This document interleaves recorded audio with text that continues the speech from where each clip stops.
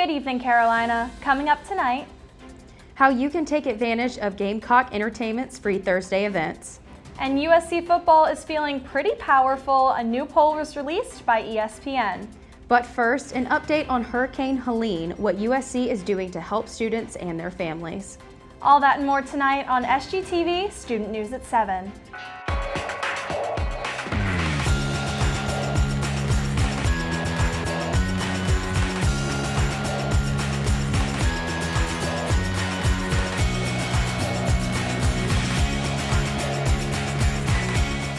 Live from the Kennedy Greenhouse Studio. This is Student News at 7.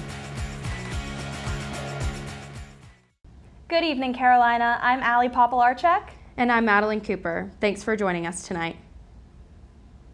Hurricane Helene swept through the Carolinas this weekend. SGTV reporter Chloe Finley was on the scene in Columbia. Yeah, I think there's somebody, there's them here, I think there's somebody in that truck. We can't get our 911 to work.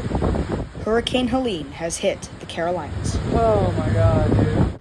On Wednesday, South Carolina Governor Henry McMaster officially declared a state of emergency as a result of the hurricane. The damage in the coastal parts of the state has been catastrophic, but expected. What has come as a surprise, however, is how hard the hurricane hit the Midlands. Here in Columbia, the damage is evident. Today you can't go but a mile without seeing debris on the road, a fallen tree, a crushed car, or even traffic lights that aren't working. At the University of South Carolina, all classes on Thursday evening and Friday were held virtually as a preventative measure.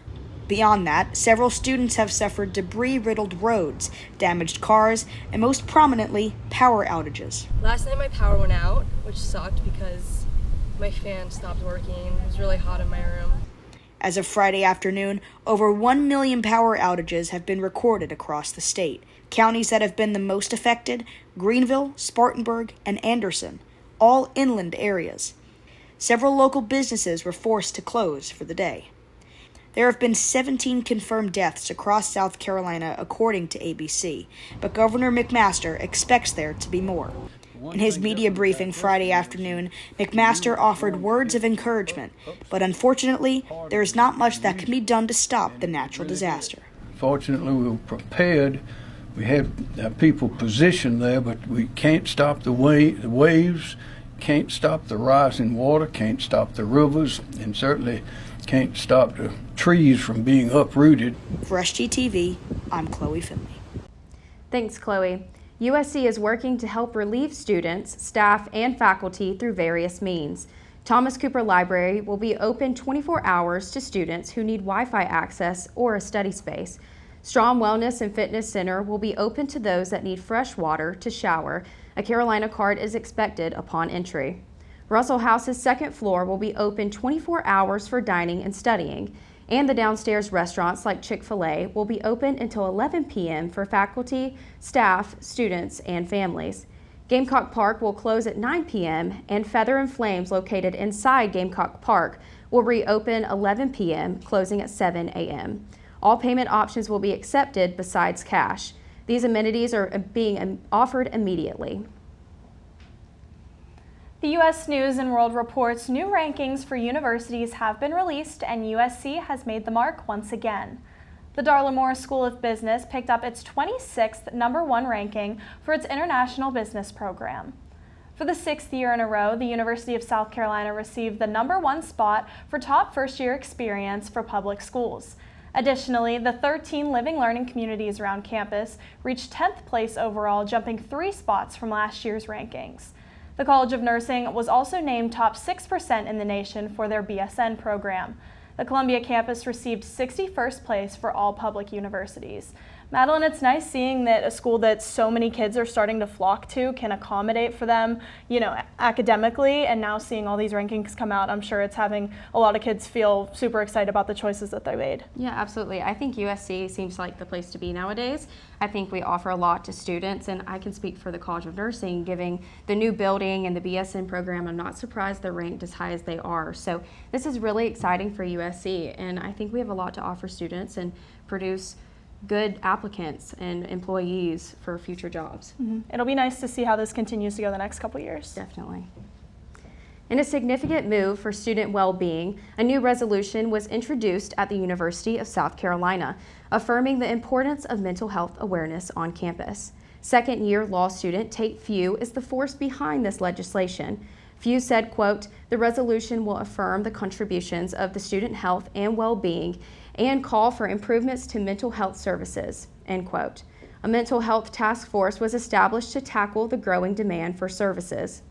Despite efforts by Student Health Services, meeting this high demand remains a challenge, as mentioned in the bill. Few said it can take 2 to 3 weeks for students to get an appointment for mental health services. A goal is to reduce the wait time to 1 week instead. The legislation was adopted with unanimous consent. Coming up, Dakota Morris and Corinna Porter are in the studio with news on a new ESPN ranking. Welcome back, everybody. I'm Dakota Morris. And I'm Corinna Porter, here to give you the latest in sports. South Carolina football had their bye week this past weekend after a 50-7 win over the Akron Zips. Their 13-day break will end this Saturday in South Carolina against number 12 Ole Miss. This will be the first time in 15 years the two teams have met on the Williams-Brice Field. Ole Miss was undefeated on the season before an upset loss last weekend to the Kentucky Wildcats. The Gamecocks are still awaiting a ranking on the AP Top 25 college football poll. However, they did receive 8 votes in the most recent poll. The Gamecocks found themselves ranked 25th on the ESPN College Football Power Index. The Power Index is an estimate of each team's strength and performance going forward. The game against the Rebels will kick off at 3:30 this Saturday at Williams-Brice Stadium. USC and Founders Federal Credit Union extended their naming rights deal for South Carolina's baseball stadium, Founders Park. The USC Board of Trustees approved an extension through October 2035 on Friday. South Carolina's baseball stadium became Founders Park prior to the 2016 season. Gamecock baseball coach Paul Maneri said, quote, "We are so proud of being associated with this outstanding enterprise and the people that make up Founders Federal Credit Union," end quote. Founders will also be recognized as the official credit union of Gamecock Athletics. Number 23rd ranked South Carolina women's soccer fell to number 2 ranked Arkansas yesterday. Arkansas dominated possession in the first half. The Razorbacks got on the board in the 20th minute with a goal from Ava Tankersley. 7 minutes later, Delaney earned the Razorbacks their second point of the match. USC responded with 5 shots in the second half but was unsuccessful. The Gamecocks will travel to Nashville to take on Vanderbilt on Friday at 8 p.m. First loss of the season. I think this team still looks really good. I think they shouldn't be discouraged by this loss. I agree. Every team's going to have their loss here and there, and this was South Carolina's, I think. But I think that they're able to bounce back from this. They have a really strong team, and they were still playing really strongly during that game. It just wasn't quite enough. South Carolina started conference play last Saturday with a win over the Coastal Carolina Chanticleers. It didn't take long for the Gamecocks to get on the board, scoring their first goal in the 4th minute. Harrison Myring made the pass to Alejandro Velasquez Lopez, who took the wide-open shot for his 4th goal of the season. It was no surprise when Ethan Ballack was next to put a goal on the board for the Gamecocks. Ballack leads the team in goals, with this being his 7th of the season and his 4th consecutive game with a goal. Coastal Carolina was able to avoid a shutout with a late goal off a penalty kick in the 88th minute. However, it wasn't enough to top the Gamecocks, and they took the win 2-1. South Carolina will be back at Stone Stadium this Friday to take on the Kentucky Wildcats.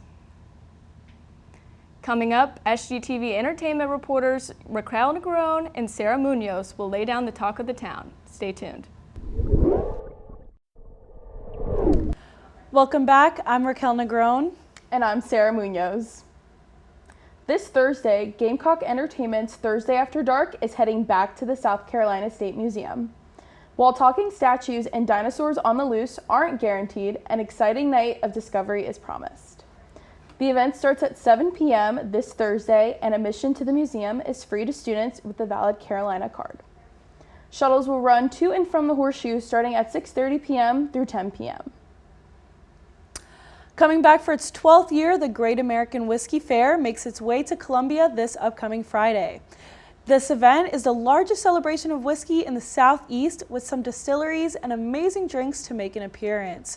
Over 300 whiskeys are coming from New York, Colorado, Kentucky, and even international countries like Japan, Scotland, Ireland, and Canada. Visitors will be able to chat with many brand ambassadors, distillery owners, and master blenders. The event will also include a barbecue meal and cocktail challenge. Prices range from general admission to title sponsor tickets, which is the highest VIP level. If you're a fan of thrills and chills, Deceased Farm is back and running this year, offering terrifying experiences like never before. Now throughout November 2nd, you can walk through the haunted farm located in Lexington. Visitors will guide themselves through 6 haunted buildings, 3 terrifying outdoor areas, and the famously creepy cornfields. Tickets for the haunted farm are $30 at the venue. For those brave enough, you can check out their website, deceasedfarm.com, for more specific details. Coming to USC next Thursday, Gamecock Entertainment is hosting Goat Yoga for students. The event will be on Davis Field October 10th from 6 p.m. to 9 p.m. and yoga mats are not provided. The event is free to students, but space is limited, so to sign up and reserve a spot, students can use Garnet Gate. The sign-up has not yet opened yet, so keep an eye out for updates about the event on the USC website or on Gamecock Entertainment on Instagram. I think Goat Yoga is very interesting to have an event for students, but I feel like it'd be super fun. Yeah, I always see it like every year when I walk by that field, and it looks very interesting, but I've never like actually gone through it, so maybe I'll have to go this time. Maybe. That's all your entertainment news for tonight. After the break, Madelyn and Allie will have an update on a new housing option. Stay with us. Leasing at the newest off-campus apartments has begun. Gateway 737, located by Colonial Life Arena, will be the home to 940 beds. Leasing applications opened on September 9th, and they are on track to be fully booked by early 2025. Gateway 737 will have a similar feel to on-campus apartments such as 650 Lincoln and Park Place, but does not have any affiliation with campus. Some amenities include a game room, 2-story fitness center, and a rooftop terrace. Cost of living ranges from around $1,100 a month to around $1,600 a month, depending on the floor plan. Students can expect to be able to move in August of 2025. For the first time in history, USC has secured more than $300 million in sponsored research awards for 2024. This marks a 27% increase from last year and is the largest jump in external funding for the university. The funding comes from multiple sources, including the Department of Defense, the National Science Foundation, and the Department of Health and Human Services. This sponsored funding will support projects such as electric ship development by the College of Engineering and Computing, Alzheimer's research through the Brain Health Network, efforts to address South Carolina's nursing shortage by the College of Nursing, and initiatives to protect the state's marine and estuary systems and the College of Arts and Sciences. While this funding enables important research, a significant portion is also allocated to hiring and training faculty.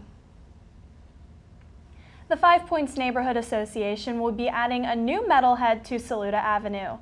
The 10-foot-tall sculpture was originally going to make its debut in 2023, but will now be unveiled Sunday, October 6th. The robot head ended up taking Clark Ellefson much longer than expected to complete, but now its addition will be unveiled by the fountain during Jerry Fest. The robot will sport headphones and a component that looks at its brain, 2 features that play into the unique artwork found in Columbia.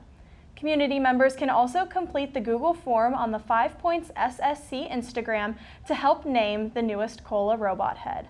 Madelyn, I feel like this is a really cool addition to the 5 Points area. I know everyone loves hanging out by the fountain, just the aesthetic that it has. So I feel like it'd be really cool to add a couple more sculptures in there. What are you thinking? Like a sculpture of your head, a sculpture of Cocky? I'm definitely thinking Cocky. Okay. I think it's a great addition, involving more arts and culture into 5 Points. There's a lot to do, but it'll be a great study space to sit and enjoy the fountain and do schoolwork. So I'm excited.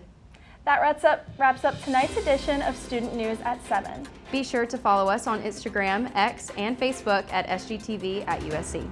To keep up with all of our content, be sure to also visit us online at sgtv@usc.com. For SGTV, I'm Popielarczyk. And I'm Madelyn Cooper. From all of us here at SGTV, have a great night, Carolina, Forever TV.